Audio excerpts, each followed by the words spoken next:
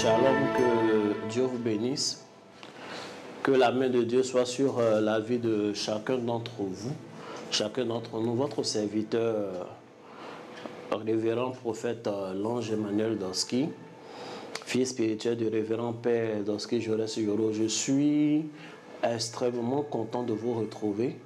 Nous allons aujourd'hui parler encore des actions de grâce. Nous avions commencé depuis le 1er décembre. Le 1er décembre était un jeudi.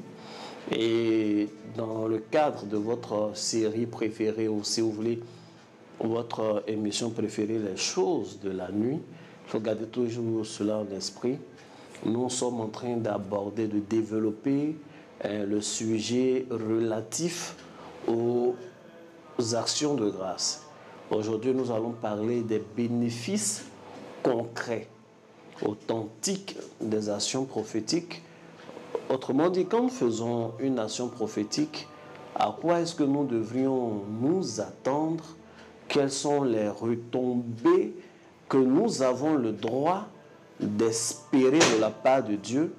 Et c'est ce que nous allons développer. Seigneur, je prie que tu me disposes à parler librement, comme ce que tu souhaites, et que tu m'utilises comme outil pour parler à tes enfants, y compris moi-même. Je prie que tu disposes les cœurs et que le peu de temps que nous allons passer, le peu de mots que nous allons dire puisse être utilisé par ton esprit, par ta puissance, afin de changer nos vies, changer fondamentalement nos mentalités, nos manières de faire. Et que tout ce qui est prophétie en attente dormante, tout ce qui est promesse divine soit réactivé dans la vie des uns et des autres, et que nos témoignages soient multiples au nom de Jésus. Si tu dis un amen, cette prière est exaucée pour toi. Que Dieu vous bénisse. Aujourd'hui, nous allons continuer à parler des actions de grâce. Depuis le premier jour, nous avons défini ce que c'est qu'une action de grâce. Nous avons donné les généralités. Donc, j'invite quelqu'un à retourner notamment sur YouTube. Le lien de YouTube va sortir. Sur YouTube, comment on appelle, pour suivre les vidéos passées de la série afin de comprendre. Donc, nous avons parlé des caractéristiques, nous avons défini.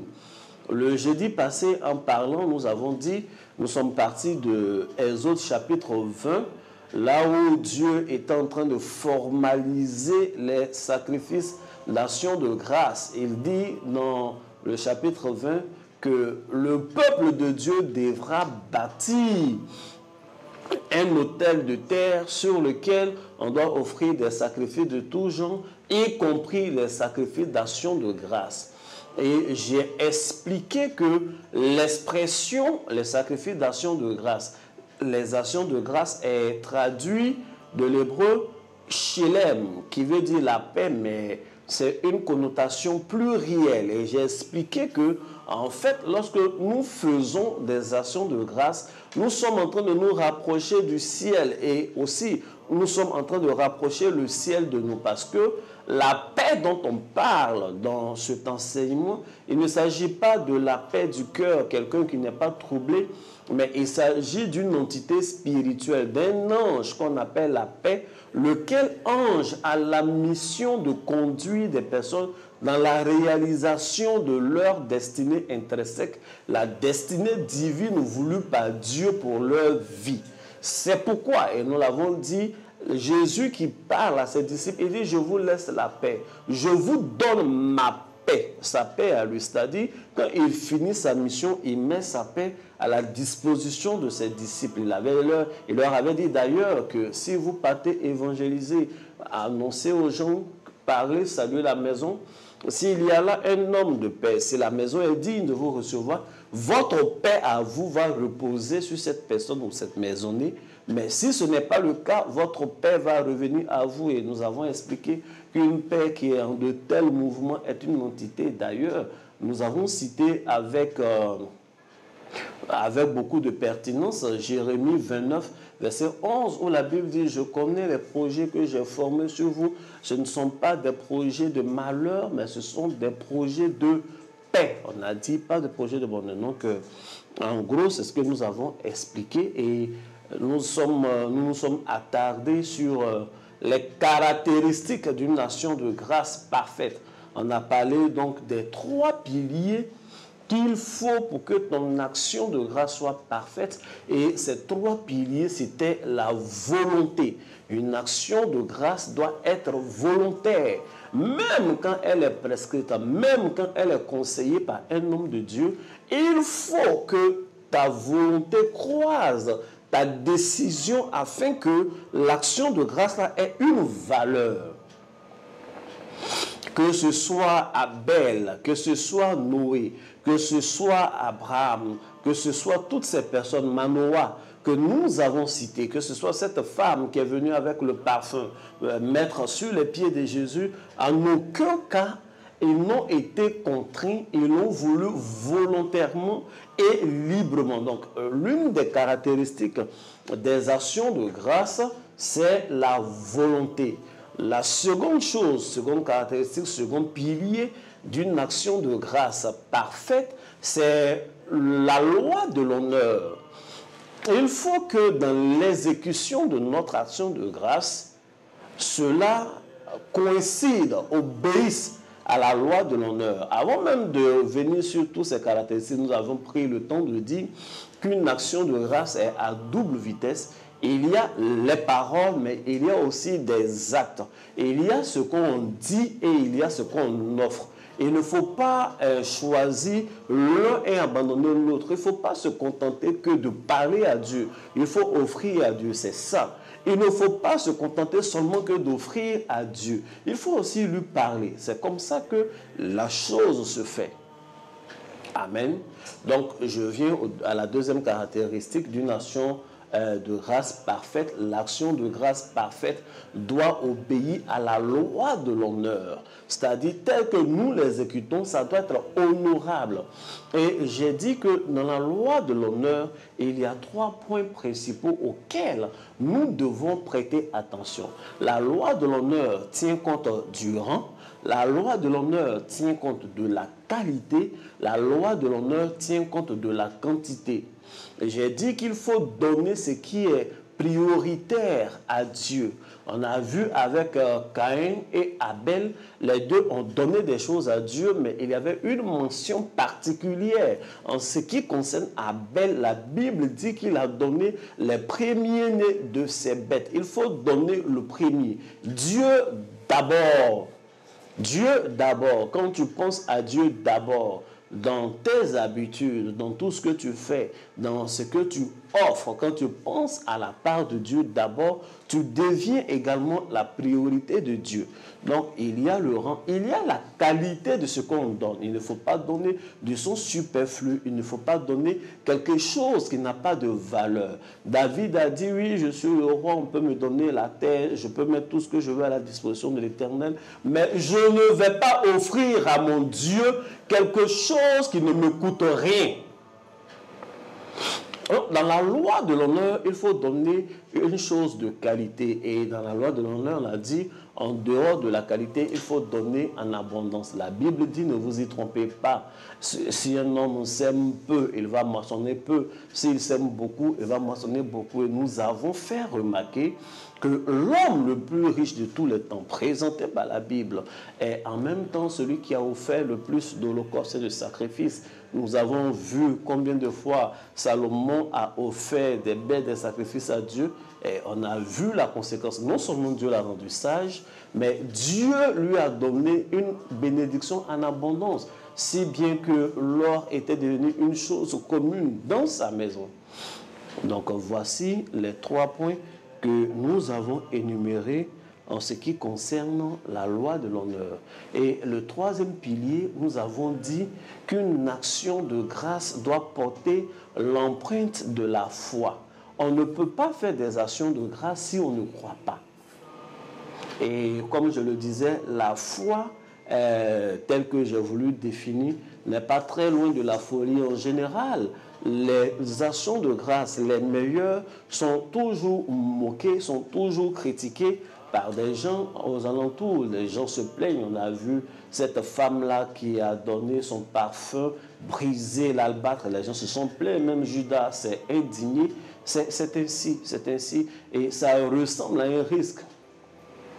Il faut donner quelque chose qui te donne, où il y a la manifestation, il y a la foi. Et dans cette manifestation de la foi, par exemple, donner à Dieu, tu ne vas pas prendre un métro qui va au 3e ciel ou au 7e ciel. D'ailleurs, tu ne sais même pas où Dieu est en termes de position.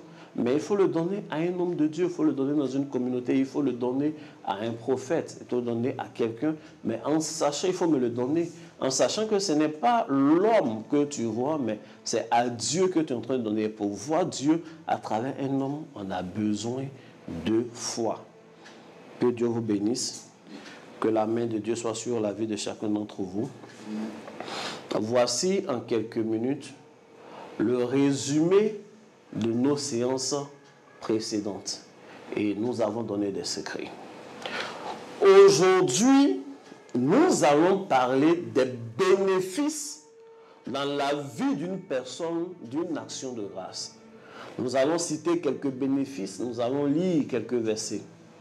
Mais aussi, à la fin, je vais vous dire une chose. Peut-être que tu ne savais pas, mais il y a une prière qu'il ne faut jamais faire de ta vie. Il ne faut jamais prier comme ça. Il y a une prière, je parle aux hommes de Dieu, je parle à nos fils, à ceux qui dirigent les moments de prière. Il y a une prière, si vous aimez le peuple de Dieu, ne faites jamais ça. C'est une mauvaise prière. Ce n'est pas une prière divine, il ne faut plus la faire. Et si quelqu'un est ici, peut-être par erreur, ce n'est pas comme si on te voulait du mal, tu as déjà fait la prière. Peut-être par erreur, tu es parti à l'église, un pasteur a fait cette prière, et puis tu étais là. Ne dis jamais Amen à cette prière.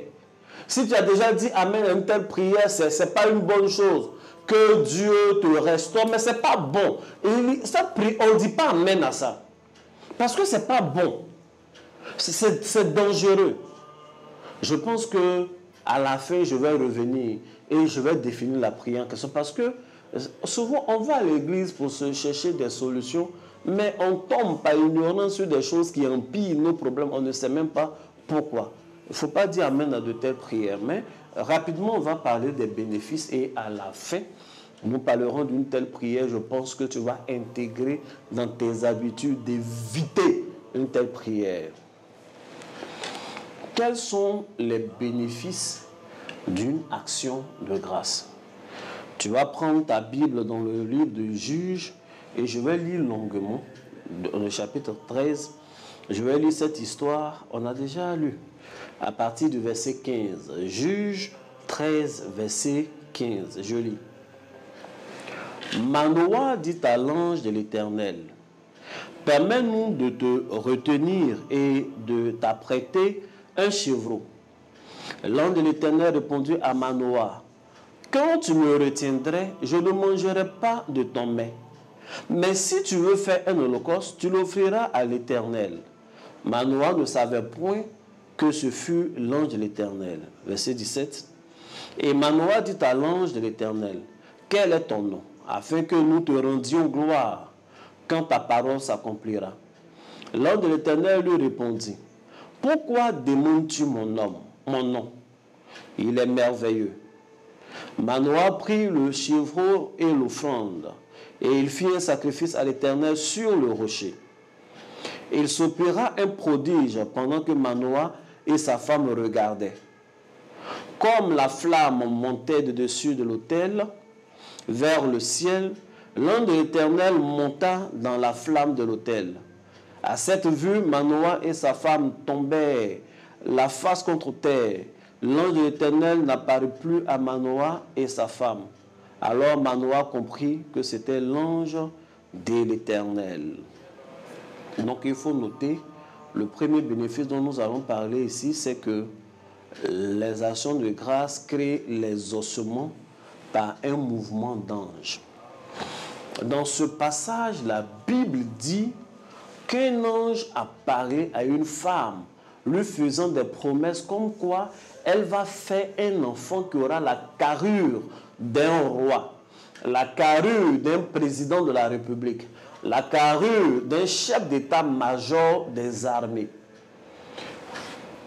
Elle finit d'avoir la conversation avec l'homme de Dieu qui en réalité est l'ange de l'Éternel. Donc Dieu lui-même manifesté sous forme d'ange.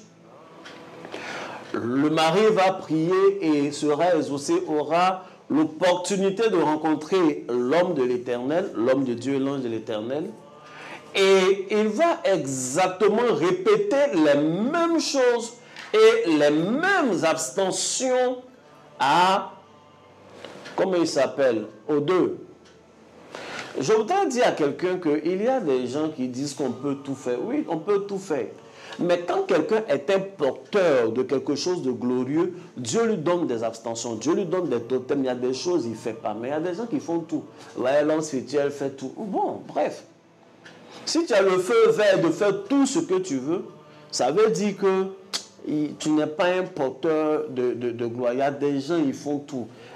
Jeune fille, il sort avec elle. Femme mariée, il sort avec elle. Garçon, même tu ne fais pas attention, il va sortir avec toi. On s'en fout.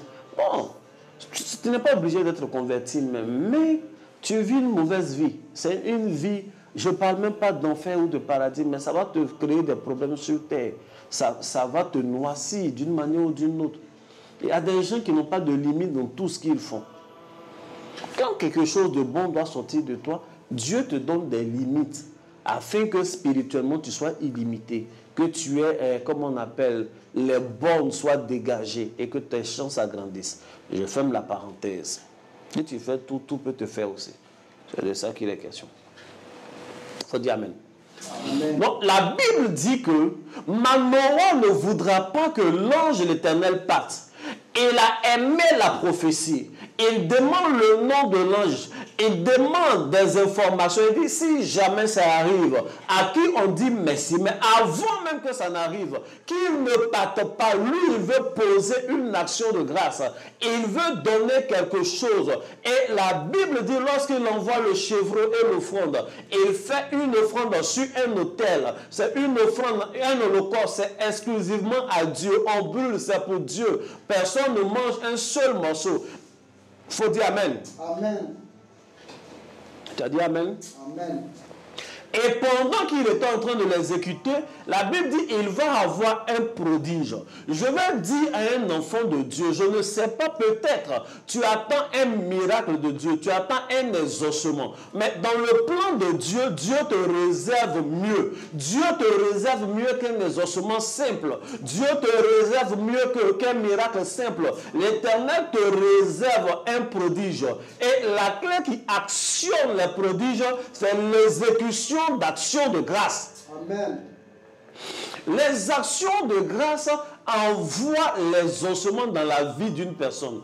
La Bible l'a dit clairement et nous l'avons lu. Ne vous inquiétez de rien, mais faites connaître à Dieu vos besoins par des prières et des supplications avec des actions de grâce. Que tu pries simplement, que tu supplies Dieu, il faut que cela soit assaisonné d'actions de grâce. La Bible est claire dans le livre de Psaume 100. La Bible dit c'est avec des louanges, c'est avec des actions de grâce, c'est avec de telles choses que nous entrons dans les parvis de l'Éternel, que nous entrons par ses portes. Les actions de grâce vont actionner les anges que Dieu a déjà envoyés autour de vous. En fait, par moment où nous prions, nos prières sont déjà entendues.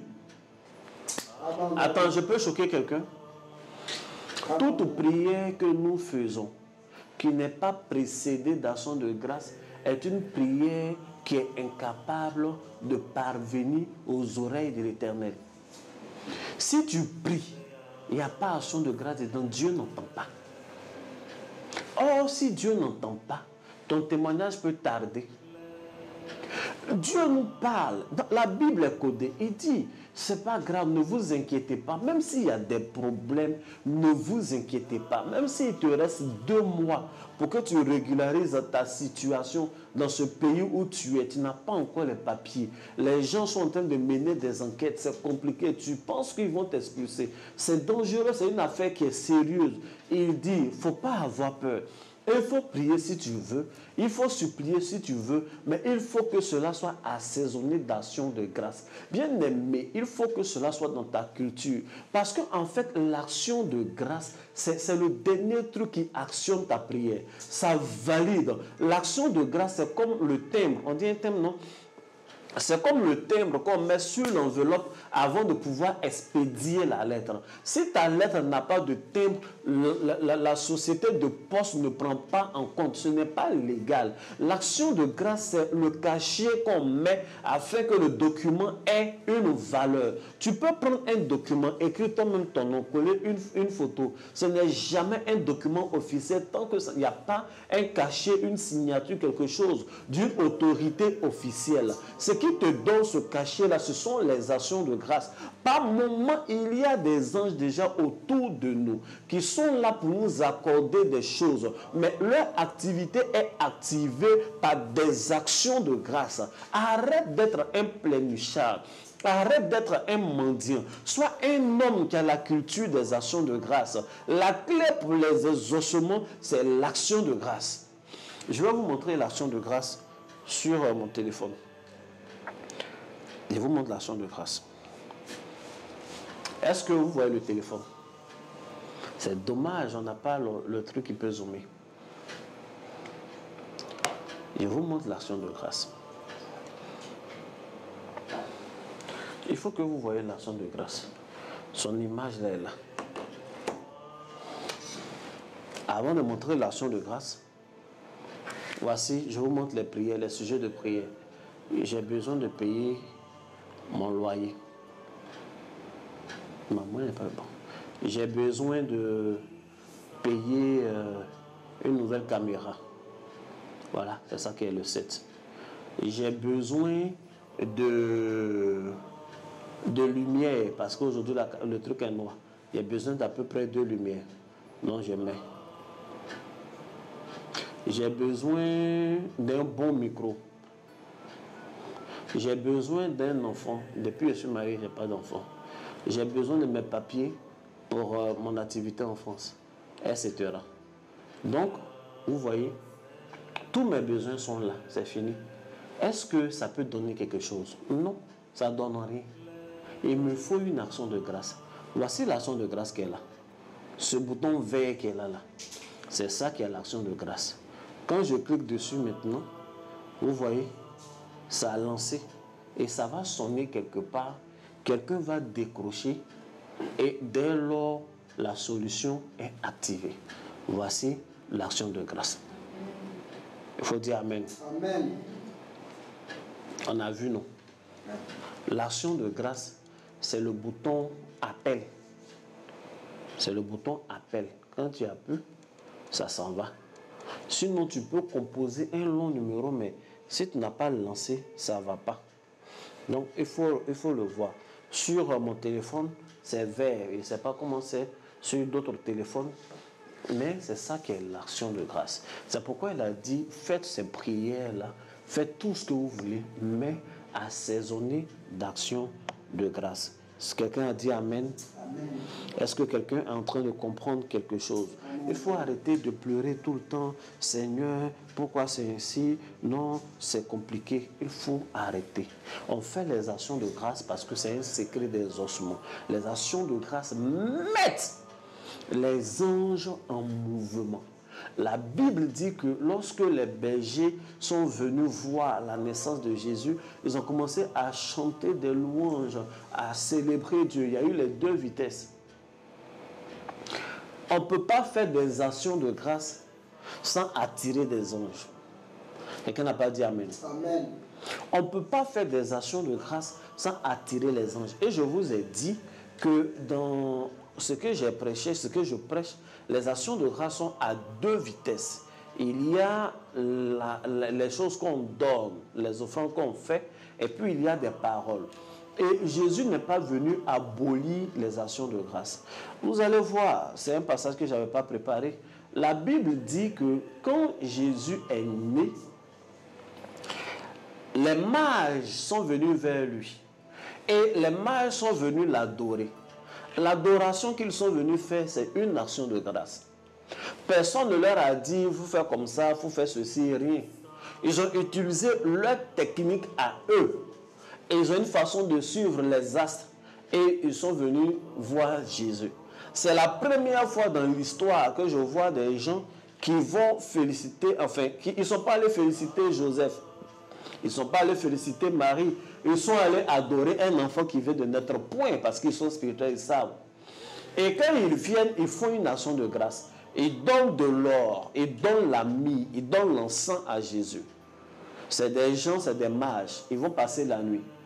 Après, ils doivent partir. Vous savez qui leur parle maintenant? Ce n'est plus des astres qui viennent parler. La Bible dit, l'ange de l'Éternel, un ange est venu les avertir. Parce qu'ils sont venus poser une action de grâce. Au départ, ils n'étaient pas conduits par des anges. Ils étaient conduits par leur intelligence et leur technique de calcul. Mais dès l'instant qu'ils ont posé l'action de grâce dans la vie de Jésus, la Bible dit c'est un ange qui est venu leur parler pour dire ne partez plus par ce chemin-là, retournez-vous par un autre chemin. Donc ils sont passés par un autre chemin, ils ont dribblé Hérode. Donc un ange est venu vers eux pour les préserver du danger à cause de l'action de grâce qu'ils avaient posée. Deuxième groupe de personnes qui ont posé une action de grâce dans la vie de Jésus. Il s'agit des bergers qui ont été avertis que Jésus est né. Ils sont venus, la Bible dit, ils ont commencé à chanter, célébrer et ils sont venus les mains vides. Ça aussi c'est un problème. Vous êtes bergers, on vous dit Jésus est né, ils vont les mains vides. C'est ça qui est le problème avec les chrétiens. Ils font loin seulement. Ça coûtait quoi de prendre un agneau, un truc, on va faire une soupe pour que Marie quand même retrouve ses forces. Ils sont partis chanter. Mais bon, qu'est-ce qui s'est passé? Les anges sont venus chanter avec eux aussi. Donc, les actions de grâce, quoi qu'il en soit, attirent les anges. Et les anges ne sont pas dans notre vie que pour de la décoration. Non, ils sont là pour une activité, pour ouvrir des portes inespérées. Quelqu'un n'a pas dit Amen. Amen. La deuxième raison pour laquelle tu dois avoir la culture des actions de grâce, c'est que les actions de grâce ont cette capacité de briser le cycle de la malédiction. Il y a des choses qui t'arrivent à toi aujourd'hui. Il y a des prix forts que tu es en train de payer, mais qui n'ont pas été créés par toi. Il y a des fruits que nos parents ont mangés qui n'étaient pas mûrs. Et ce n'est pas normal. Nos dents sont agacées. Même Dieu a dit, c'est pas normal. Mais nous voyons la manifestation de ces choses. Il y a des adorations que des personnes ont eues parce qu'ils ont le même sang que nous, nous payons cela. Il y a un cycle de malédiction qui s'installe dans certaines familles. Il y a des familles. Il ne peut pas arriver une seule année sans qu'en fin d'année, ils perdent quelque chose. Chaque année, en fin d'année, il y a un deuil dans ta famille. C'est un problème. Il y a des gens qui ont des personnes dans leur famille. Tous les enfants ont été scolarisés, mais tous les enfants ont échoué dans leur vie exactement au même niveau. Et ils n'ont pas eu le bac, ou juste après le bac, ils ne deviennent absolument rien. L'échec est répété. Quand tu regardes la vie de tes enfants, toute leur vie là se ressemble. Et tous, ils ont bien commencé, mais à partir de la terminale, c'est bizarre. Et tous, ils ont bien commencé, mais à partir d'un moment, soit la fille, elle suit les garçons, elle devient bizarre. L'autre devient alcoolique, un autre devient drogué. En fait, ce n'est pas naturel, ça ne dépend pas de l'éducation que tu as donnée. Mais il y a des contrats qui ont été faits. Il y a un crédit de génie que tu payes, c'est compliqué. Et on ne peut pas briser ces choses-là par des paroles juste comme ça, parce qu'on parle bien, on est éloquent. Mais il faut parler le langage, des actions de grâce. Il faut lire Genèse 8, versets 20 à 21. Ces deux versets, je lis. Noé bâtit un autel à l'Éternel, et il prit de toutes les bêtes pures et de tous les oiseaux purs, et il offrit des holocaustes sur l'autel. L'Éternel sentit une odeur agréable, et l'Éternel dit en son cœur, je ne maudirai plus la terre à cause de l'homme, parce que les pensées du cœur de l'homme sont mauvaises dès sa jeunesse. Et je ne frapperai plus ce qui est vivant comme je l'ai fait. Et Dieu dit, il ne va plus faire ça. En fait, il y a un système de malédiction qui s'était installé. Dieu lui-même a décidé de punir la terre. Et tout le monde est mort, sauf la petite famille qu'il avait épargnée. Mais c'est parce que les gens vivaient mal qu'il a fait ça. Noé a trouvé grâce. Si on veut voir normalement 2 jours après, Noé aussi devait mourir même. Parce que quand il sort de là, la famille n'est pas une bonne famille finalement. Il y a les problèmes qui sont dans la famille. Noé est ivrogne. Première chose, il est ivrogne, il plante la vigne. Je ne sais pas qui lui a appris comment on fait fermenter. Ça veut dire qu'il connaissait les techniques d'alcool. Et puis il boit, il est ivre. Quand il finit de boire, il est ivre, il s'en va se coucher dans la maison là-bas. Et puis, c'est un de ses fils qui le voit. Quand le fils vient le voir, il est nu. On ne sait pas où est la maman. Donc c'est une maman même là. Il y a des femmes qui sont inattentionnées. Ton mari allait... Elle ne sait pas à quel moment il allait boire, à quel moment il est rentré. Donc elle n'est pas à son poste. C'est une femme vraiment... Elle est quelque part là-bas. L'enfant qui a vu, comment il s'appelle, son papa nu, c'est pas un bon fils. Comment tu peux voir ton papa nu comme ça? Donc elle allait dire aux 2 frères, eux au moins ils sont bons. Ils sont venus et ils ont caché la nudité de leur père.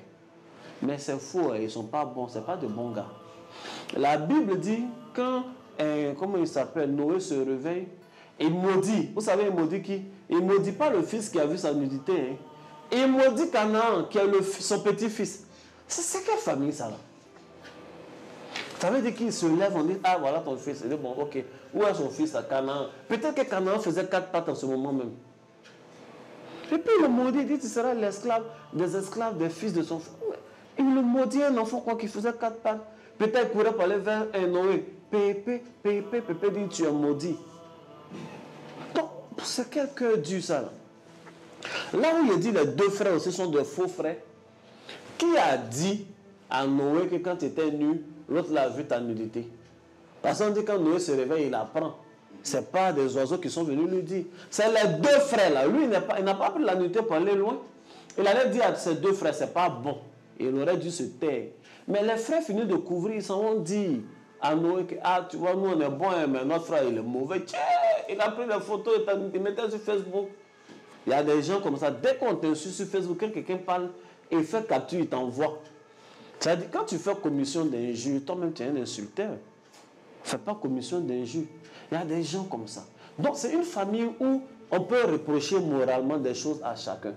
Donc, normalement, s'il n'y avait pas eu ces actions de grâce au préalable, si Noé n'avait pas bâti cet autel pour dire merci à Dieu en offrant des sacrifices, si cela n'avait pas touché le cœur de Dieu, et que Dieu n'avait pas pris la parole pour dire je ne maudirai plus la terre, je ne ferai plus ces choses à cause de l'homme, même la génération de Noé n'allait pas survivre. Parce que ce genre de comportement-là, Dieu allait faire pleuvoir. Il allait faire pleuvoir, il allait envoyer un vent là. Ils allaient mourir, puis peut-être il va recommencer à prendre la boue pour faire quelque chose, quelqu'un d'autre. Et d'ailleurs, j'ai l'habitude de prêcher que le déluge au temps de Noé n'était pas le premier déluge. Et que quand on lit Genèse chapitre 1, c'est une scène post-diluvienne. On lit une scène post-diluvienne. Il venait d'avoir un déluge. Quand la Bible dit la terre était en forme vide, il y avait les eaux à la surface de la terre. En fait, il y avait eu quelque chose. Ce n'était pas vraiment le commencement. Dieu va finalement retirer les eaux. Et chaque fois qu'il y a le déluge, Dieu donne 2 plantes. Autant le premier déluge qui a précédé la vie d'Adam, quand les eaux se sont retirées, Dieu avait placé 2 arbres au milieu du jardin, l'arbre de la connaissance du bien et du mal et l'arbre de vie. Quand, comment il s'appelle, Noé est venu, quand les eaux se sont retirées, Dieu a donné 2 plantes, la vigne et l'olivier. Donc ce cycle-là de déluge allait continuer, mais à cause d'une action de grâce qui a été faite, ce que Adam n'avait pas fait. Adam n'a jamais rien donné à Dieu. À cause d'une action de grâce que, comment il s'appelle, Noé avait fait, Dieu a dit, je ne veux plus envoyer le déluge pour mettre fin à la race humaine. Les actions de grâce brisent des malédictions. Je ne sais pas sur quel autel les gens ont offert des choses dans ta famille et qui te limitent des choses, qui te ferment les portes. Mais nous sommes en fin d'année. Si tu prends des résolutions dans ton cœur, 2023, c'est pas 2022, cette fois-ci je vais monter. Mon frère, si ce qui est derrière toi est de nature spirituelle, il faut te motiver. Il faut écouter les coachs comment. Au bout de 2 ou 3 mois, tu vas revenir découragé ici. Le truc n'est pas que tu es paresseux, mais c'est compliqué quand tu fais les choses et puis ça ne marche jamais. Tu vendais poisson, ça ne marche plus. Quand tu abandonnes, quelqu'un vend devant toi, tu vois, ça marche. Tu as laissé, tu dis, je vais vendre les habits, les gens ne payent pas. Quand toi tu vends tes habits, on dirait que les gens commencent à se promener nus. Personne ne paye tes habits. Quand tu abandonnes, quelqu'un d'autre vient vendre des choses, la friperie même, et puis ça marche. Bien aimé, ce n'est pas une affaire de... C'est décourageant. Si tu es découragé, c'est parce qu'il y a des raisons pour que tu te décourages. Mais quand c'est spirituel, tu ne peux arrêter ce cycle-là que par la spiritualité. Par la spiritualité. Il y a des gens qui connaissent l'histoire de leur grand-mère. Mais la vie que ta grand-mère a vécue, c'est ce que ta maman a vécu. Et puis tu vois que tu es en train d'emprunter la même voie. Mais si ça ne t'arrange pas, c'est un cycle à briser. Parce que si tu ne brises pas, tes enfants vont vivre la même chose. Il faut à un moment donné que quelqu'un dans la famille se lève et bâtisse un hôtel qui ferme la bouche aux hôtels anciens. Mais ce n'est pas les actions de grâce, ce n'est pas tout on doit te dire. C'est toi-même tu dois te lever. Personne, aucun prophète n'est venu dire à Noé, Noé, ainsi par l'Éternel, lève-toi, bâtis. Non, même Dieu, il a dit, ah, je t'ai pris, tu as trouvé grâce à mes yeux, tu es sauvé. C'est fini. C'est lui-même qui a bâti l'autel. Et ça a brisé un cycle de malédiction. Amen. Tu n'as pas dit amen. Amen. Il y a beaucoup d'exemples comme ça dans la Bible encore. Yes. Il y a énormément d'exemples de cette façon-là dans la Bible. Je veux parler des actions de grâce. Les actions de grâce, troisième point, nous donnent, il faut dire, le bonus divin. Le bonus divin. Une action de grâce va créer dans ta vie le bonus divin. Amen. Tu ne peux pas faire des actions de grâce. Je disais la dernière fois, si tu dis merci à Dieu parce que tu as la force physique pour marcher, Dieu va te donner un vélo. Si tu lui dis merci pour le vélo, il te donnera une moto. Tu lui dis merci reconnaissant pour la moto, tu auras une voiture.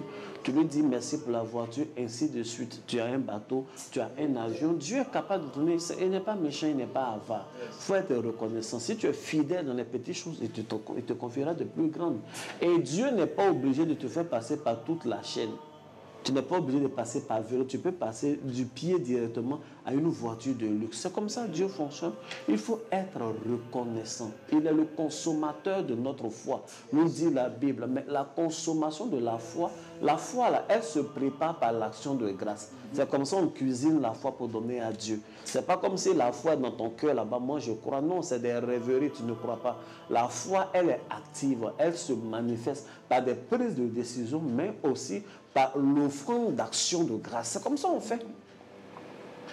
Donc, quand je suis en 2022, je dois dire merci à Dieu. Je dois faire des actions de grâce, des offrandes fortes pour mon année 2022. Il faut arrêter de te battre tout le temps. Je possède 2023 et laisse. Tu n'as pas encore vu tes ennemis qui sont loin là-bas. Mais quand tu as la certitude que tu possèdes vraiment, tu dis déjà merci à Dieu, même pour 2023. Seigneur, je suis à la porte de 2023, c'est une grâce. Voici ce que j'offre à l'Éternel. Je donne 230 000, je donne 2 300 000, je donne cela pour mes enfants. Oui, faut pas m'appeler, je vais te faire des calculs. Bon, tu sais, tu es né en chose. Bon, non. C'est pourquoi j'ai enseigné sur les caractéristiques. Ça doit être volontaire. Maintenant, tu peux avoir une volonté de faire et puis tu me contactes. Tu contactes l'homme de Dieu pour dire, ah, voilà ce que j'ai à cœur. Est-ce que c'est faisable? Parce que l'homme de Dieu te permet aussi, t'apprend à discerner la voix de Dieu. C'est lui qui s'occupe de ton encadrement. Mais il faut que tu aies de la volonté. Il peut aussi être inspiré et te demander des choses. Mais il faut que tu le veuilles. Il faut que tu l'acceptes. Que Dieu vous bénisse. Que la main de Dieu soit sur votre vie. Nous étions sur le troisième point. Et sur le troisième point, nous parlons des bénédictions inattendues que les actions de grâce procurent. On ne va pas lire peut-être tous les versets parce que c'est long. Je n'ai pas envie de beaucoup durer. Mais il y a trois versets. Je pense que je vais lire un bon pour qu'on aille vite. Tu vas prendre ta Bible dans le livre de Marc chapitre 14 et je vais lire le verset 3. Comme Jésus était à Béthanie, dans la maison de Simon le lépreux, une femme entra pendant qu'il se trouvait à table. Elle tenait un vase d'albâtre qui renfermait un parfum de nard pur de grand prix, et ayant rompu le vase, elle répandit le parfum sur la tête de Jésus. Il faut dire Amen. Amen. Quelques-uns exprimaient entre eux leur indignation. À quoi bon perdre ce parfum? On aurait pu le vendre plus de 300 deniers et les donner aux pauvres. Et ils s'irritaient contre cette femme. Jésus lui dit, laissez-la, pourquoi lui faites-vous de la peine? Elle a fait une bonne action à mon égard. Car vous avez toujours les pauvres avec vous et vous pouvez leur faire du bien quand vous voulez. Mais vous ne m'avez pas toujours. Elle a fait ce qu'elle a pu. Elle a d'avance embaumé mon corps pour la sépulture. Ainsi de suite. Amen. Amen. Que Dieu vous bénisse. Amen. On va prendre nos Bibles, on va rester toujours. Il faut retenir l'histoire dans ton esprit. Comme ça, quand je serai en train de parler de ça encore, tu vois exactement de quoi je parle.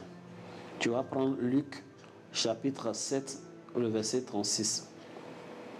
Et je vais lire encore. Si quelqu'un peut copier au moins un, pour coller en groupe, c'est bon. Luc 7. Et je vais lire maintenant le verset 36. Un pharisien pria Jésus de manger avec lui. Jésus entra dans la maison du pharisien et se mit à table. Et voici une femme pécheresse qui se trouvait dans la ville, ayant su qu'il était à table dans la maison du pharisien, apporta un vase d'albâtre plein de parfums et se tint derrière aux pieds de Jésus. Elle pleurait et bientôt elle lui mouilla les pieds de ses larmes, puis les essuya avec ses cheveux, les baisa et les oignit de parfum. Le pharisien qui l'avait invité, voyant cela, dit en lui-même, si cet homme était prophète, il connaîtrait qui et de quelle espèce est la femme qui le touche. Et il connaîtrait que c'est une pécheresse. Jésus prit la parole et lui dit, Simon, j'ai quelque chose à te dire. Maître, parle, répondait-il. Ainsi de suite, il va donner la parabole des créanciers. Puis, se tournant vers la femme, verset 44, vois-tu cette femme, je suis entré, personne ne m'a fait du bien, etc. Verset 47, c'est pourquoi je te le dis, ses nombreux péchés ont été pardonnés, car elle a beaucoup aimé, mais celui à qui on pardonne peu aime peu. Et il dit à la femme, tes péchés sont pardonnés. Amen. Amen. Jésus dit à la femme, ta foi t'a sauvée, va en paix. Il faut des camons.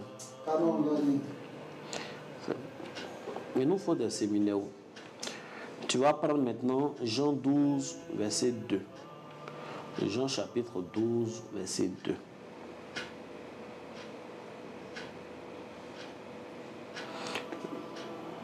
Il faut lire la Bible parce que souvent quand on parle, on pense qu'on invente. Jean 12, verset 2. Moi, je commence à partir du verset 1. 6 jours avant la Pâque, Jésus arriva à Béthanie où était Lazare, qu'il avait ressuscité des morts. Là, on le fit un souper, Marthe servait, et Lazare était un de ceux qui se trouvaient à table avec le mari. Ayant pris un livre d'un parfum de nard pur de grand prix, oignit les pieds de Jésus et elle lui essuya les pieds avec ses cheveux et la maison fut remplie d'odeur du parfum. Verset 7. Mais Jésus lui dit, laissez-la garder ce parfum pour le jour de mon sépulture. Vous avez toujours les pauvres avec vous. Ainsi de suite, ainsi de suite. Et c'est un verset que vous connaissez. Il faut dire Amen. Amen.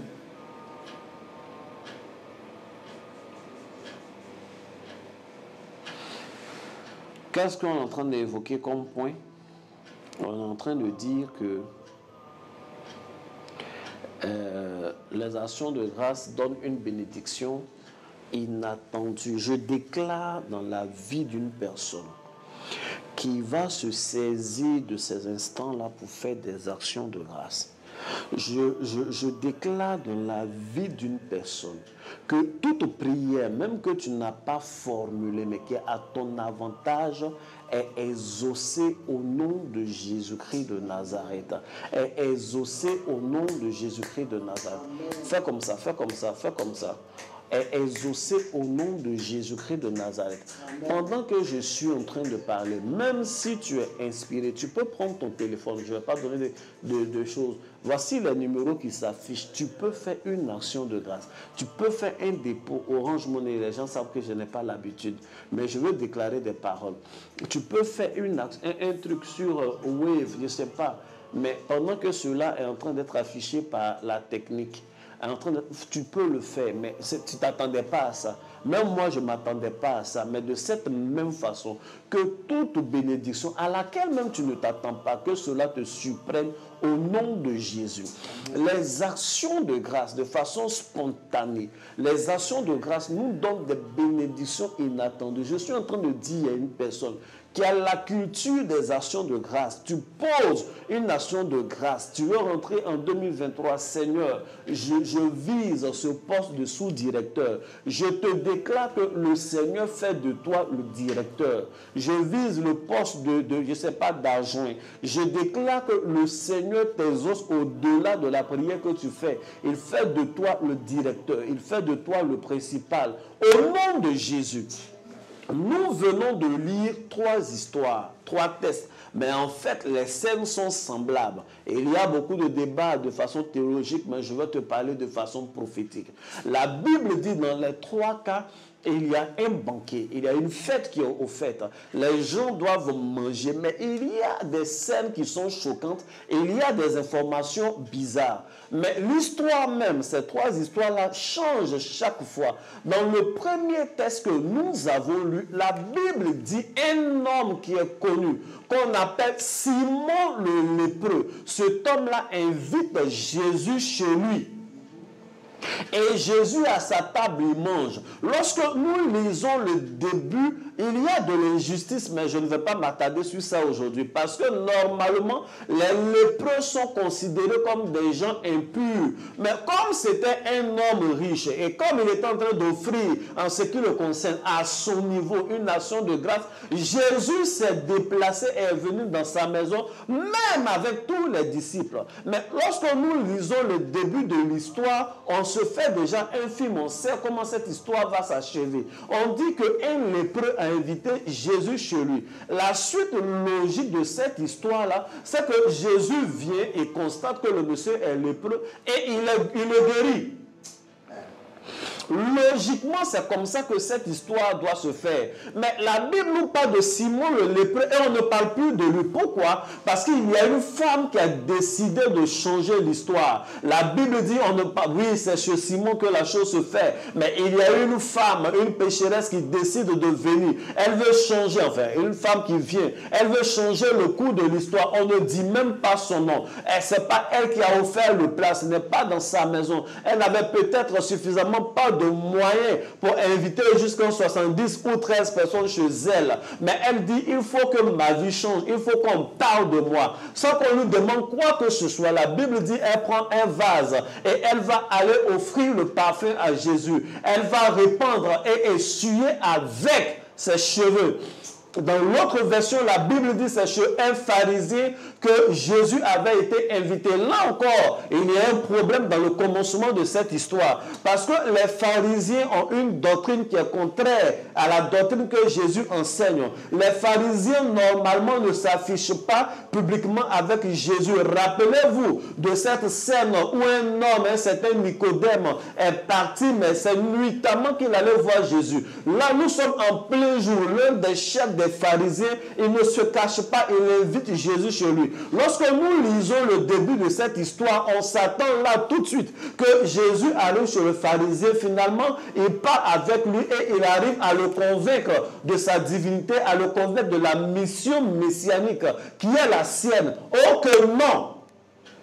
Parce qu'il y avait une femme là qui a décidé d'être le personnage principal de cette histoire. L'histoire ne se passe pas sous son toit. L'histoire ne se passe pas dans son lieu de travail. On ne mentionne pas son nom. Mais par une action de grâce, elle va venir détourner l'attention de tout le monde sur elle. Elle va venir détourner l'attention de l'auteur des Écritures sur elle. La Bible dit, elle vient par derrière. Tout le monde pêche dans la vie. Mais cette femme-là, on lui a donné un surnom, c'est vrai. Nous tous on est pécheurs, oui, mais on a nos noms. Cette femme-là, il faut qu'on l'appelle la pécheresse. C'est dit combien de fois elle était mal vue. C'est dit combien de fois elle était considérée impure. On ne doit pas la mentionner. Elle ne doit même pas être au milieu des gens. Mais par le truchement d'une action de grâce, la Bible dit elle est partie donner un parfum. Et Jésus dit partout où on va annoncer l'évangile, on parlera de cette femme. À aucun moment on a vu que la femme a parlé. Mais Jésus lui a dit tes péchés te sont pardonnés. Elle n'a jamais demandé pardon pour un quelconque péché.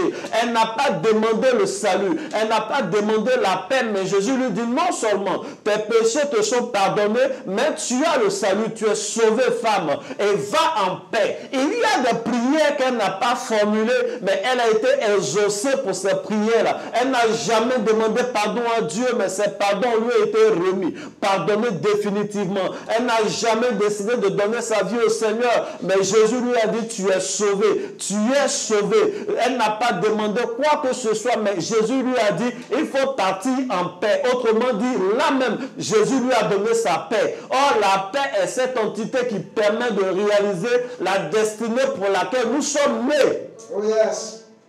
Lorsque nous venons dans le livre de Jean 12, à partir du verset 2, tout le décor est préparé. On sait qu'on est chez Marthe. On sait que Lazare vient de ressusciter. Là encore, il y a un problème parce que Jésus, en tant que sacrificateur, ne doit pas être en contact avec quelqu'un qui est sorti des morts. C'est bizarre, un homme qui vient de sortir des morts, qui sentait déjà. Mais Jésus était là. Vous savez, il y a des choses qui changent la loi. Mais là encore, on devait s'attarder sur Marthe. Combien de fois Marthe était gentil? Combien de fois Marthe offrait le repas? Jésus était là. On devait parler plus de lui. On devait parler même de Lazare. Lazare était mort. Il a fait 4 jours dans le tombeau. Je suis sûr qu'il avait des histoires à raconter. Qu'est-ce qu'il a vu pendant qu'il était mort? Comment il se sentait pendant qu'il était mort? Est-ce que l'enfer existe? Est-ce que le paradis existe? Les gens étaient venus pour écouter Lazare. Lazare avait une avance pour être la star du jour de l'histoire. Mais une femme a décidé d'être le personnage principal de cette histoire par le truchement des actions de grâce. Amen. La Bible dit Marie va prendre le parfum, elle va le rompre, elle va mettre sur les pieds de Jésus. Et tout le reste, toute l'histoire, lorsqu'on parle, on ne parle plus de Lazare, non, on ne parle plus de Marthe, mais on parle de Marie et de son parfum. Dans toute l'histoire, on ne parle pas de Simon le lépreux, mais on parle de cette femme-là et de son parfum. Dans toute l'histoire, on ne parle plus de ce pharisien-là, mais on parle de cette femme et de son parfum. Les actions de grâce nous donnent des bénédictions inattendues, des prières même qu'on n'a pas pu formuler, on ne sait pas quel est le danger qui vient demain, on ne sait pas quelle est l'opportunité qui va se présenter, donc on ne peut pas prier pour ces choses. Mais en posant des actions de grâce, où je sens l'onction, en posant des actions de grâce de Dieu, en posant des actions de grâce divine aujourd'hui, cela détourne l'attention des anges vers nous. De la même façon que l'auteur de Luc, de la même façon que l'auteur de Marc, de la même façon que l'auteur de Jean finalement n'a plus parlé de ces personnages dont on parlait au départ, mais a concentré toute l'attention sur la femme. Je déclame maintenant et j'enseigne à quelqu'un que les actions de grâce détournent la faveur du ciel sur toi. La Bible dit, Jésus a dit, partout où on parlera de l'évangile, on parlera de cette femme. Autrement dit, la réputation de cette femme-là ira loin. Elle était dans l'anonymat, mais elle va sortir de l'anonymat. Je ne sais pas ce que tu fais comme commerce. Je ne sais pas ce que tu fais comme ministère. Je ne sais pas ce que tu fais comme carrière politique. Je ne sais pas ce que tu fais comme carrière artistique.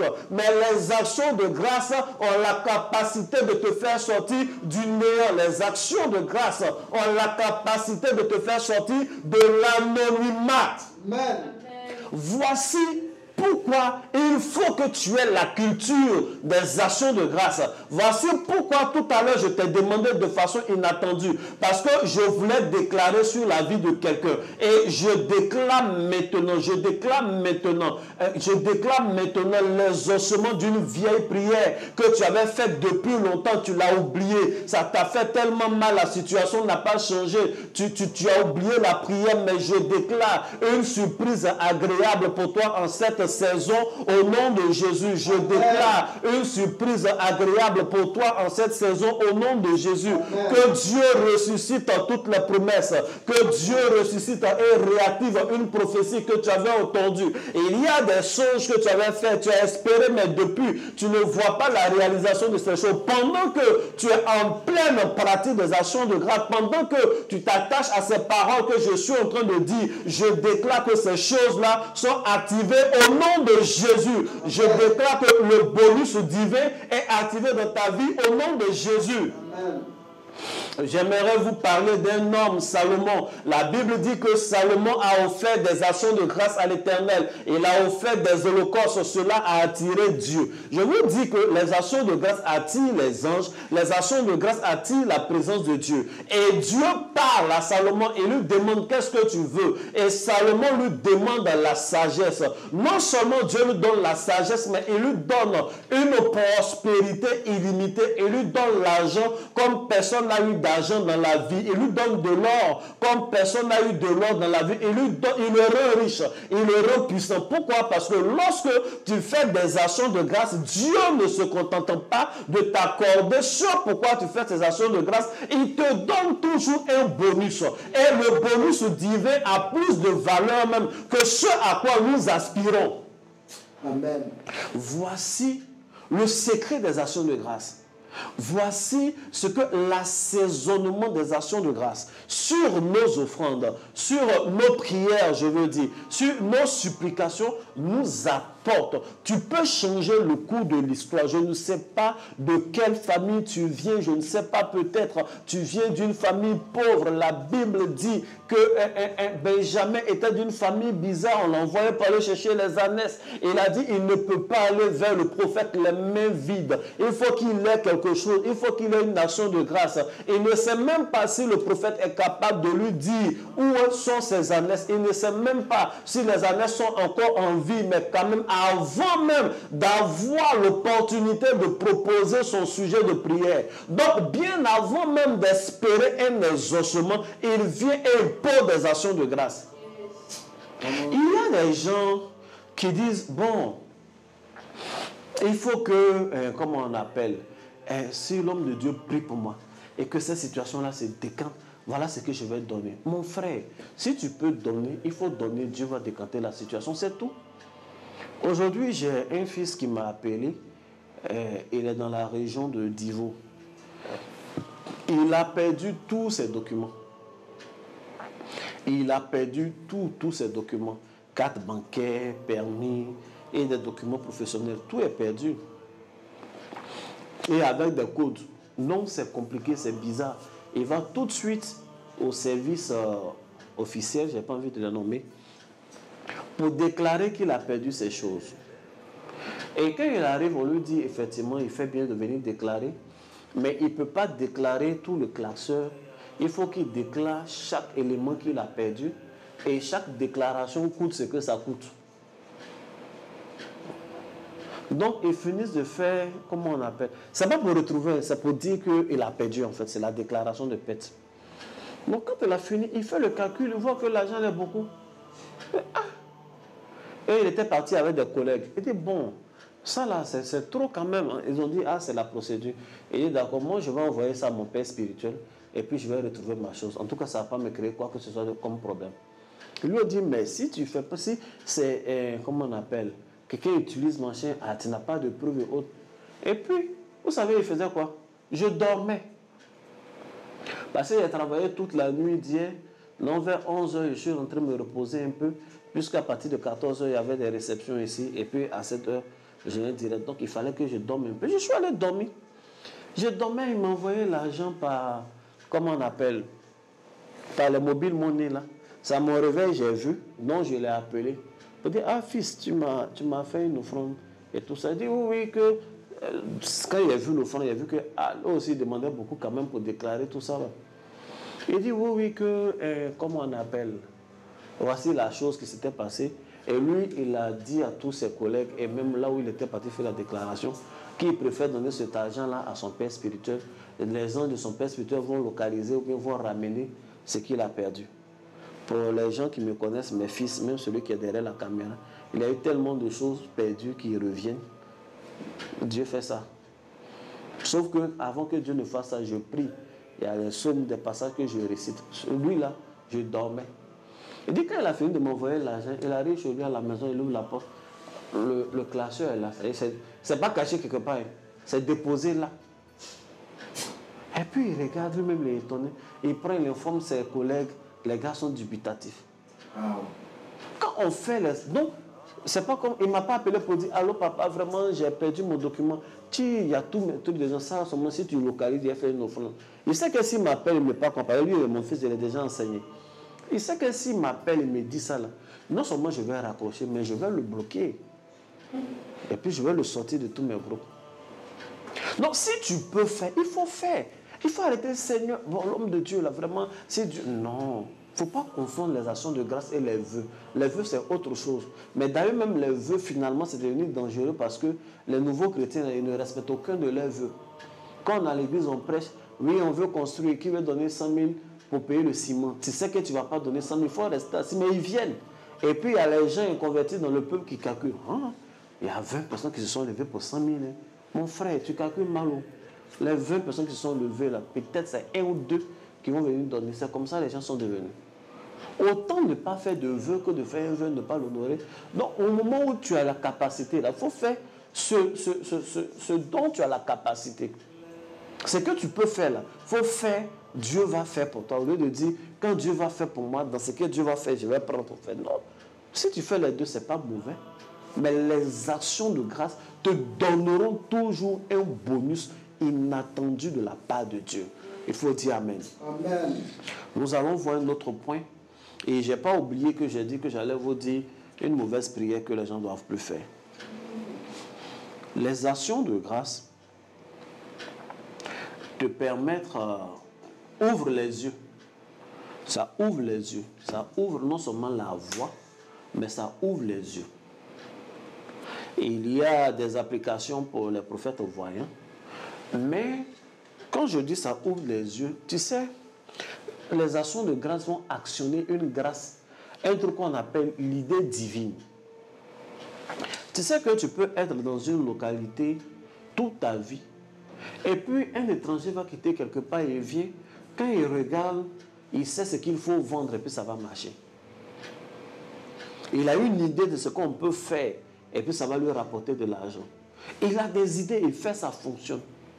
Tu sais que toi-même, tu peux disposer de talents que tu ne sais pas comment fructifier. Quelqu'un peut t'embaucher, va t'employer. Ton talent, là, tu vas manifester, ça va l'enrichir. Parce que tu n'as pas eu l'idée. Ton esprit n'était pas ouvert. Tous ceux qui pratiquent la dîme, et surtout les gens qui font les actions de grâce, leurs yeux s'ouvrent et des voies s'ouvrent pour eux. On ne va pas durer sur ça. Tu vas prendre ta Bible. Je vais lire Psaume 50, le verset 23. Il est écrit, celui qui, pour sacrifice, offre la louange, me glorifie. Et il trace un chemin sur lequel je lui ferai voir le salut de Dieu. Psaume 50, verset 23. Je vais lire la version 8 secondes pour que Les habitués là, de le second voie. Celui qui offre pour sacrifier des actions de grâce me glorifie. Et à celui qui veille sur sa voie, je ferai voir le salut. En fait, quand on lit la version Lu second, on a l'impression qu'on parle de deux personnes distinctes. Il dit, celui qui offre pour sacrifier des actions de grâce me glorifie, et à celui qui veille sur sa voie, je ferai voir le salut de Dieu. Mais en réalité, ça ne parle pas de deux personnes différentes. Cela veut dire, je lis la version Bible Beauvais-Bonnet de 1900, que celui qui offre les actions de grâce, il trace un chemin sur lequel Dieu, je lui ferai voir le salut de Dieu. Donc, retenez, celui qui, pour sacrifier, offre la louange, me glorifie. Donc, c'est la même expression. Celui qui offre des actions de grâce me glorifie. Et il trace un chemin sur lequel je lui ferai voir le salut. Donc, les actions de grâce glorifient Dieu, nous ouvrent des voies et ouvrent les yeux. Ça te permet de voir. Je vais lire, c'est plus parlant chez les Anglais, ils sont bien. La version King James. Je vais m'essayer en anglais. Et je dis, non, il faut qu'il écrive comme ça. Parce que je peux lire en anglais, tu ne vas pas comprendre que c'est ce qu'il écrit à lui comme ça. Ouais, c'est ta misère, moi. Je ne sais pas pourquoi, à chaque fois que je lis en anglais, mon père se met à rire. Mais ça va aller, il faut qu'on lise. Donc, Psaume 50, verset 23, je ne sais pas s'il a trouvé. Moi, j'ai trouvé ici. Il dit, whoever offers the sacrifice of thanksgiving glorifies me and prepares his way so that I will show God's salvation to him. Whoever offers the sacrifice of thanksgiving glorifies me and prepares his way so that I will show God's salvation to him. D'ailleurs, whoever, je pense que ça veut dire quiconque, quelle que soit la personne qui offre des sacrifices d'action de grâce, celui-là glorifie Dieu et il prépare une voie, un chemin sur lequel je lui ferai voir le salut de Dieu. Donc, retenez que les actions de grâce nous ouvrent une voie. Les actions de grâce, bien avant ça même, glorifient Dieu et ça nous ouvre les yeux. Les actions de grâce vont te donner une idée divine. C'est pourquoi il faut faire les actions de grâce pour tout ce qu'on donne. Souvent, excusez-moi, mais il faut que je dise la vérité, les derniers à faire une action de grâce sont des pasteurs. Mais c'est à cause de ça, toi-même, tu ne sais plus, ta vision est devenue comment. Je ne parle pas de vision spirituelle. L'œuvre de Dieu dans ta main est devenue bizarre. Tu ne sais plus où partir. Le peuple te suit, vous êtes là. Aujourd'hui, vous êtes ici. Demain, vous êtes dans une salle de classe. Après, bon, tu veux faire seulement sur Internet. Un autre jour, femme prêche. D'autres jours, femme, tu tournes en ballottage, tu ne sais pas. Et puis, enfant des gens te suivent. Sur une vision, ce n'est pas facile, c'est vrai. Mais si tu as la culture des actions de grâce, Dieu éclaire la vision que lui-même t'a confiée. Et quand ta vision est claire, les gens arrivent à te suivre plus facilement. Quand les gens ne savent pas trop où partir, c'est compliqué. Maintenant, s'ils ne savent pas trop où vous partez, que toi tu sais clairement, ça va aller. Tu inspires confiance. Mais tu dis, demain tu dédies, tu fais des choses, ce n'est pas ta faute. Il faut avoir la culture. Si tu as la culture des actions de grâce, ça va non seulement glorifier Dieu, Dieu t'aime, tu le glorifies, ça va t'ouvrir une voie et puis Dieu va t'ouvrir les yeux. C'est même un secret de la voyance. Tu es là-bas, tu es au loin, tu regardes les vidéos, waouh, le prophète il voit clair. Mais il voit clair là. Il faut faire ce que tu as à faire, il faut s'aimer dans sa vie. Tu penses que le prophétique n'est pas un tuto qu'on regarde sur YouTube pour apprendre. Ah, quand il prêche, il fait comme ça. À un moment donné, grâce à tête. Mon frère, tu vas gratter ta tête jusqu'à tes cheveux vont quitter. C'est une affaire d'esprit. Et les esprits se transmettent par des connexions. Et les connexions sont établies par des offrandes et actions de grâce. Point bas. Le sacrifice, c'est comme ça. Je vais vous lire un verset. Le 24, verset 30 là-bas. Pendant qu'il était à table avec eux, il prit le pain et après avoir rendu grâce, il le rompit et le leur donna. Alors, leurs yeux s'ouvrirent et ils le reconnurent. Il faut dire Amen. Amen. Mais il disparut de devant eux. Il a fini sa mission. Ils ont reconnu que Jésus était ressuscité. Leurs yeux se sont ouverts quand Jésus a pris le pain rendu grâce. Bien aimé, rendre continuellement grâce à Dieu va te donner les idées divines. Il y a une seule idée qui peut changer ta destinée. Il y a une seule idée qui peut changer ton commerce que tu fais là. Mais les gens qui deviennent puissants par l'argent. Il y a le gars de Amazon. Il y a des gens qui vendent les appareils électroménagers, ils sont devenus riches. Il y a des gens qui vendent, je ne sais pas, des produits cosmétiques, qui sont devenus riches. D'autres vendent des vêtements, ils deviennent riches. Le gars d'Amazon dit, ah oui, mais quand on vend des choses, on devient riche. Qu'est-ce que lui décide de faire? Il décide de vendre tout. Et le gars, il vend tout. Et il vend tout sans avoir de magasin, sans avoir d'entrepôt. Mais il sait comment il fait la mise en contact de ceux qui possèdent et ceux qui veulent payer. Aujourd'hui, il est qui? Il est parmi les milliardaires de cette terre-là. Ce n'est pas sa technique en tant que telle qui l'a rendu riche. C'est avant tout l'idée. Il y a une idée qui peut changer ton ministère. Il y a une inspiration qui peut changer ta vie d'artiste. Il y a des artistes qui n'ont pas fait sortir beaucoup d'albums. Ils ont eu un seul chant. Ce chant-là leur a ouvert des portes incroyables. Et par moment, une fois que le chant-là t'a mis haut, tout ce que tu fais, même quand musicalement, ce n'est pas trop de qualité, en fait, les gens t'aiment déjà, on te suit. Il y a des gens, ils ont eu une seule idée de faire un tableau. Ce seul tableau-là leur a ouvert des portes.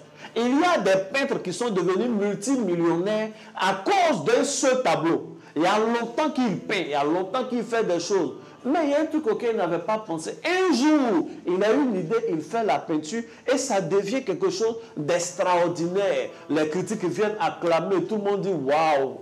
Mais il y a longtemps, il peint. Il y a des architectes qui ont eu une seule idée de faire quelque chose, des jardiniers. Tous les hommes qui ont révolutionné la vie, qui ont révolutionné le monde, cela part d'une idée. Les idées ne sont pas épuisées dans le système spirituel.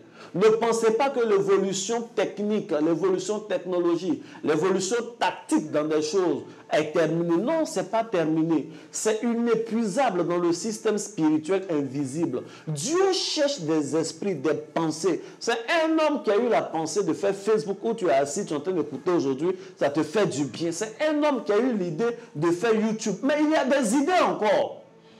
Et même les choses qui ont été déjà créées, inventées, il y a des façons d'exploiter, de nouvelles façons d'exploiter auxquelles personne n'a encore pensé. Mais faire continuellement des actions de grâce va t'ouvrir les yeux sur tes potentialités, va t'ouvrir les yeux sur les opportunités. Tu es un homme d'affaires, tu es un artiste, tu es un homme de Dieu. Tu as besoin d'avoir une vision claire et des idées divines. Les actions de grâce, leur pratique continuelle est la clé et la solution. Il ne faut pas rentrer en 2023 ou rentrer dans la vie comme ça. Il faut faire des actions de grâce. Il faut dire Amen. Amen. Le tout dernier point. Je vais lire Matthieu 10, verset 42. Les actions de grâce. Les actions de grâce, ça change tout. La femme là, quand elle est venue, on dit elle est une pécheresse. Je ne sais pas quel est le surnom qu'on te donne. Peut-être que tu as fait des erreurs dans le passé, ça fait que cela t'est collé. On t'appelle l'apocryphe, tanti gentil, on t'appelle le voleur, on t'appelle, je ne sais pas, de Versailles. Ton nom est gâté, il y a des choses qu'on met sur toi, c'est derrière sur toi. Mais il faut entretenir ta relation personnelle avec Dieu, il faut faire les actions de grâce. Ta réputation va changer. Quand on parle de cette femme-là, on parle d'elle comme quelqu'un qui a offert un parfum à Jésus, plus qu'on ne parle même pas de son passé là. Celui qui n'a pas allé fouiller, bon, pourquoi les gens l'appelaient pécheresse? Elle faisait quoi au juste? Quels sont les différents péchés? Est-ce qu'elle était prostituée? Est-ce qu'elle a tué des gens? On s'en fout. Elle a une nouvelle réputation, rien que par la pratique des actions de grâce. C'est de ça qu'il est question. Tu vas prendre ta Bible, nous sommes sur le dernier point. Et tu vas lire Matthieu chapitre 10.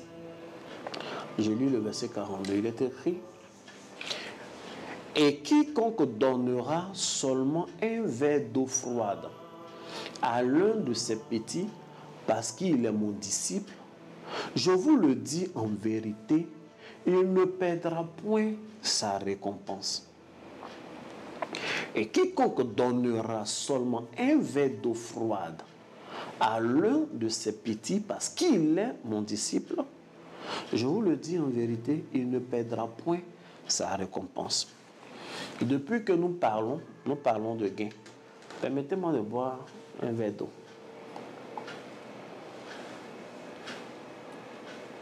Qui m'avait donné ça? C'est elle. D'accord, elle ne perdra point sa récompense.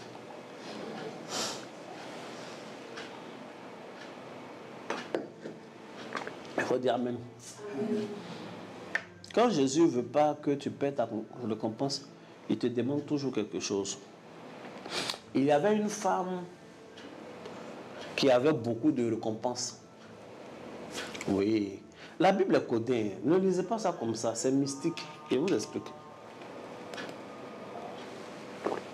Elle avait beaucoup de récompenses. Sauf qu'elle perdait ses récompenses. Je suis en train de vous parler de la Samaritaine.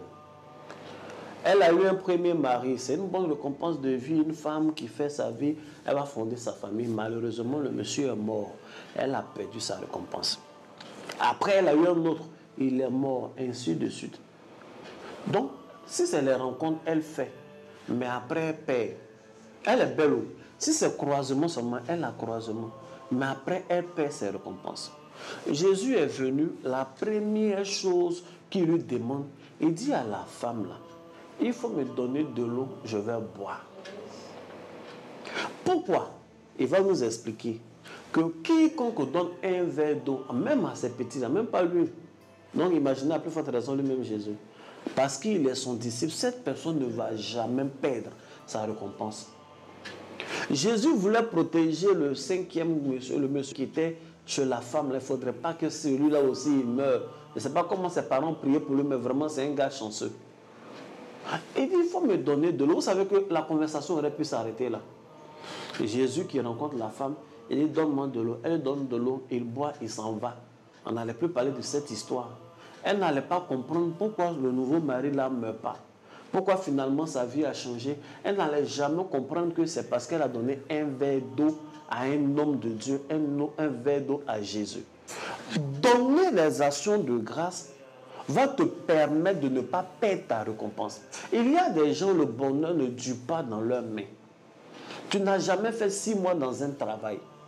Tu n'as jamais fait 6 mois dans une relation. Ça fait que quand on te fait la cour maintenant, même ça t'énerve. Ça fait que même de simple appréciation, tu ne veux pas. Il y a des femmes qui n'ont jamais porté une grossesse qui va jusqu'à terme. Il y a des gens, les choses là ne durent pas dans leurs mains. Tu as eu terrain ici, il y a eu des discours sur le terrain, on t'a arraché. Tu allais acheter un autre terrain ailleurs, il y a eu des discours, on t'a arraché. Tu as ceci, même la voiture de service qu'on t'a donnée, ils ont changé de directeur, le nouveau directeur l'a fait, on t'a arraché. Or, tu n'as pas changé de poste. En fait, le bonheur ne dure pas dans ta main. Les bonnes choses là, tu n'arrives pas à conserver. Jésus dit à la femme samaritaine, tes maris là meurent. Si c'est mari là, tu as ça, mais ça ne dure pas avec toi. Si c'est l'argent là, ça rentre, ton commerce marche, mais l'argent là ne dure pas. Tu ne peux pas économiser pour t'étendre, pour avancer. C'est pas bon. Il faut me donner de l'eau, je vais boire. Et plus tard, il l'explique, il dit, quiconque donne un verre d'eau froide à l'une de ces personnes, l'un de ces petits, parce qu'il est mon disciple, il va conserver la bénédiction. Est-ce que je suis en train de parler à quelqu'un? Donner à Dieu, non seulement nous permet d'avoir, mais en fait, ça nous permet de conserver nos acquis. Ça nous permet de consolider la position que Dieu nous a donnée. Et je parle à une maman. Il faut constituer une offrande. Il faut prendre des éléments, va donner à Dieu pour dire tu rends grâce à Dieu pour ton foyer. Parce que tu es là, tu comptes seulement sur le coaching là. Oui, il faut frotter tes seins, mon cher, ma chère ou maman. Ce que tu prends pour frotter les seins là, on vend ça sur Facebook. La chisa qui est au dehors, là, elle voit elle-même, elle frotte plus que toi. Peut-être c'est elle-même qui vend. Donc frotte, oui. Mais fais les actions de grâce pour ne pas perdre ce que tu as. C'est de ça qu'il est question. Les coachs ont leur rôle, les mystiques ont leur rôle. Les gens de, oui, il faut te faire joli, oui, fais joli. Mais si tu peux te faire joli. Un jour, j'étais au bureau hier, j'ai reçu une dame. Elle dit, oui, mon mari même là, c'est pas la peine. Et comment on appelle? Il dit comme, elle est comme, il est avec une petite fille là, il ne sait même pas ce qu'il lui trouve. Il ne sait pas ce qu'elle a. Papa, il y a sa photo. Il faut voir, la voici ici. Quand j'ai vu la photo, j'ai dit, mais comment ça, tu ne sais pas ce qu'elle trouve? Elle trouve. Elle est trop jolie. Elle est jolie, elle est propre. Tu la vois sur la photo, elle est raffinée. Non, il dit, ah, comment ça? Non, il a regardé, tu vois, on est le pasteur. Ah ouais, ben, il faut qu'on prie. Je ne suis même pas sûr que cette femme-là, la fille, là, elle a, comment on appelle, envoûté son mari. Oh, mais c'est que l'envoûtement, là, c'est son corps, là, même qui envoûte. Son basket, son corps. Ah. Mais, quand c'est comme ça, parce qu'il y a le danger dehors. Il y a le danger dehors. Il suffit de sortir. Et tanti, tu veux savoir s'il y a le danger dehors, sors, va dans un supermarché et puis regarde les gens qui passent là, regarde leurs doigts, il n'y a pas de bague. Si ton mari peut tomber dans un truc facilement, va t'arrêter au rond-point. Chaque rond-point, c'est pour ça que le président fait plein de ronds-points, pour que tes yeux s'ouvrent dans la vie où on est là. Et puis regarde les gens qui passent là. Et à un moment donné, il ne faut pas compter seulement que sur les techniques humaines. Oui, ça compte. Oui, ton hygiène, tes vêtements, les techniques, les choses de ce genre. Mais il faut faire les actions de grâce au nom de ce que tu ne veux pas perdre là. Il faut faire une action de grâce pour le nouveau poste qu'on vient de te donner. Il faut faire une action de grâce pour le début même de grossesse. Il ne faut pas attendre, oui, quand je vais accoucher, quand l'enfant aura 7 jours, je vais offrir un machin. Non! Pendant que tu as constaté, parce que chacun a son problème, pendant que tu as constaté que tu as encore un retard, qu'il y a eu peut-être un examen, tu vois, il faut faire une action de grâce parce que la Bible dit, celui qui donne un verre d'eau. Donc tu peux faire une action de grâce en argent, mais ce n'est pas mauvais, tu peux offrir de l'eau. En fait, il y a les actions prophétiques qui sont expliquées. Donc quand tu fais une telle action de grâce, c'est comme ça, celui qui ne donne pas, il perd. Quand tu gagnes quelque chose et que tu n'as rien donné pour ça, tu perds. Les choses pour lesquelles tu ne donnes rien, c'est que tu ne tiens pas à ça.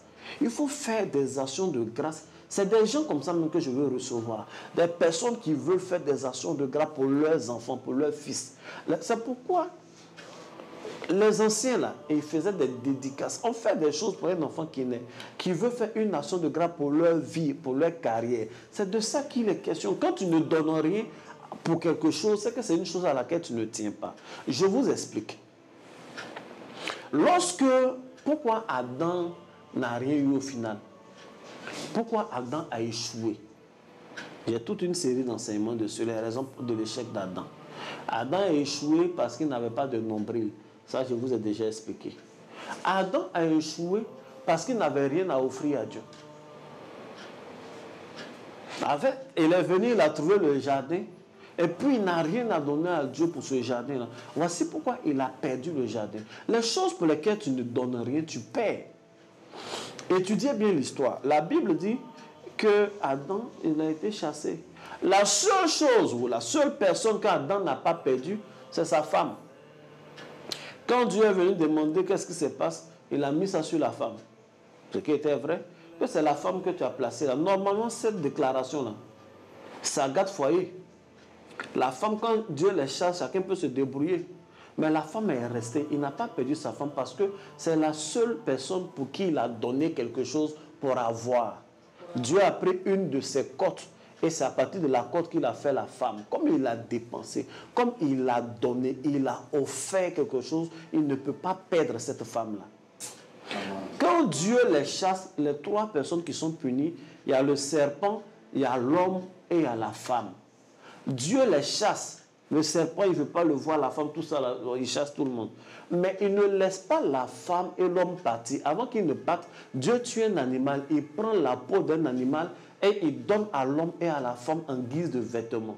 Parce que Dieu avait encore un plan pour l'humanité. Il ne voulait pas perdre l'homme. Il ne voulait pas perdre la femme. Il ne voulait pas les laisser à la merci du diable. Non, il leur a donné. Il a offert. Il a tué une de ses propres bêtes. Parce que toutes les bêtes appartiennent à Dieu. Il l'offre afin de ne pas perdre. Quand tu ne veux pas perdre, il faut donner. Quand tu ne donnes pas, c'est que tu es susceptible de perdre. Quand tu ne fais pas une action de grâce au nom de quelque chose que tu as obtenu, tu n'es pas en train de montrer au système mystique spirituel que tu tiens à la chose. Donc voici le dernier point que j'ai voulu évoquer avec vous en ce jour. Maintenant, nous avons fini. Ah oui, je vous ai parlé d'une prière. La mauvaise prière. La mauvaise prière est une prière simple, une prière courante et une prière dangereuse. J'ai déjà enseigné ça une année. Les gens ont bavardé, mais je m'en fous. J'enseigne ce que... Vous savez, le spirituel, le mystique ne peut pas être accepté par tout le monde à 100%. La mauvaise prière, là, elle est simple. C'est une prière qui a appauvri. C'est une prière qui appauvrit. Et il y a des actes qui appauvrissent. Il y a des paroles qui appauvrissent. C'est quoi cette mauvaise prière? Si tu vas dans une église, on t'a invité à l'église, tu es parti. Ils sont en train de faire les offrandes, peut-être n'avaient pas prévu, c'est qui n'est pas un bon réflexe. Mais ce n'est pas grave, tu es arrivé. Et puis les gens ont fait les offrandes, les filles ont chanté Alléluia, donner à Dieu. Ils ont fini de donner à Dieu. Et puis le dirigeant vient, il prend le micro, ou le pasteur même. Il prie pour les offrandes. Merci Seigneur pour les offrandes. Bénis les mains qui ont donné. Bénis les mains qui n'ont pas donné. Si tu n'as rien donné, pardon. Il ne faut jamais dire amen à ça. La bénédiction d'une main vide est malédiction. Dans le système spirituel, on ne bénit jamais les mains qui n'ont pas donné. Les mains qui n'ont pas donné, leur bénédiction est mauvaise et c'est la malédiction. Quand tu donnes, c'est en fonction de ce que tu donnes, qu'on te donne au centuple. Si tu as donné 0 et que le 0 doit se multiplier dans ta vie, c'est dangereux. Je parle à un dirigeant de culte, je parle à un pasteur.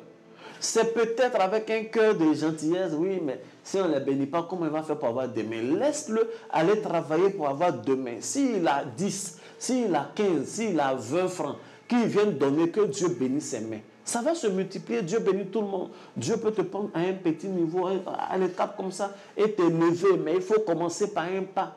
On ne prie jamais pour dire Seigneur, je me répands chaque fois que j'ai pu prier quelque part pour dire Seigneur, bénis les mains vides, là, bénis les mains qui n'ont rien donné. C'est une mauvaise prière. C'est l'une des prières qui est à la base de l'expression pauvre comme un rat d'église. Il ne faut pas prier comme ça. Il ne faut pas accepter des bénédictions de ce genre où on ne donne absolument rien. Mais lisez la Bible, étudiez la Bible. Comment un homme qui veut bénir lui-même son propre enfant, il est responsable de lui dire, va me chercher d'abord un gibier. On ne bénit jamais les mains vides. Il faut que les gens sacrifient quelque chose. Vous n'avez pas vu, Jésus voulait faire de Pierre un pêcheur d'hommes, un gagneur d'hommes. Et il lui a demandé son bateau. Il a utilisé le bateau pour prêcher. C'est pourquoi le jour où Jésus est en train de marcher sur l'eau, tout le monde criait fantôme. Jésus dit c'est moi. Pierre dit c'est pas possible, ça ne peut pas être toi. Toi, tu ne peux pas marcher sur l'eau. Et puis un jour, pendant que moi j'étais en train de pêcher, tu m'as mobilisé une journée entière en train d'utiliser mon bateau. Donc toi, Jésus, tu as la capacité de marcher sur l'eau et puis tu as utilisé mon bateau pour une journée. Moi, je pensais que tu avais besoin de ça. Mais il fallait absolument qu'il utilise son bateau, qu'il utilise son élément de travail afin que Pierre soit changé en un pêcheur d'hommes. On ne peut pas te prendre comme ça pour rien et puis non. Des gens sont là pris, je vais avoir la double portion, mais lisez la Bible. Élisée a eu la double portion parce que le jour où Élie l'a appelé, Élie dit sur moi, il dit attends d'abord, il faut que je tue 2 bœufs. Il a tué 2 bœufs, il a appelé des gens, ils sont venus manger. C'est pourquoi il a eu la double portion. On ne bénit pas les mains qui n'ont rien donné. On les exhorte, on leur dit demain la donner. On ne bénit pas les mains qui sont vides, c'est dangereux. On dit à ces mains-là, il faut que vous puissiez donner. Mais lisez la Bible, où vous avez vu ça? Donc voici la prière dangereuse. Je sais que tous ceux qui prient comme ça ne prient pas dans un esprit de faire du mal. Mais vous n'arrangez pas le peuple de Dieu. Au contraire, enseignez-leur, dites aux gens, exhortez-les. Dites-leur, ce n'est pas parce que vous n'avez pas eu à donner aujourd'hui que vous n'allez pas venir demain. Battez-vous. Peu importe la quantité de ce que vous avez, ayez la culture de donner et Dieu va vous bénir aussi. C'est comme ça. C'est comme si on dit, bon, on a nettoyé les champs, tout le monde a sémé. On prie pour qu'il pleuve et puis on dit, Seigneur, il faut faire pleuvoir sur la terre de celui qui n'a rien planté là aussi. C'est pas bon. Quand il va pleuvoir là-bas, c'est les herbes qui vont pousser. C'est herbes, on ne plante pas et puis lui, celui qui pousse. Donc tu es en train d'aggraver sa situation. Voici ce que j'ai voulu vous dire comme mauvaise prière. Peut-être ça va te paraître anecdotique, mais toute personne qui a les yeux spirituels qui voit, sait ce qui se passe quand on dit bénir les mains qui n'ont rien donné. Ça ne ressemble pas du tout à bénédiction. Que Dieu vous bénisse. Que la main de Dieu soit sur la vie de chacun. C'est ici que nous allons terminer aujourd'hui. Le samedi, on va se retrouver sur Telegram pour faire des prières. Je vais donner des consignes, des idées, des directives, je veux dire divines, pour la fin d'année, les habitudes que vous devez avoir. Il y a quelqu'un qui m'a écrit pour dire, mais papa, cette année, tu n'as pas enseigné sur la purification en fin d'année. Je suis un homme de Dieu qui évolue. Quand j'enseigne sur des choses, je vous dis toujours, c'est pour que vous ayez la culture de la chose. C'est pourquoi j'ai partagé quelques vidéos sur la purification, comment on termine l'année, et c'est des choses que vous devez pratiquer. Et des choses que vous devez pratiquer. Donc le 29 également, c'est un jeudi, nous aurons le dernier direct sur les actions de grâce. Que Dieu vous bénisse, que la main de Dieu soit sur chacun d'entre vous et shalom chez vous.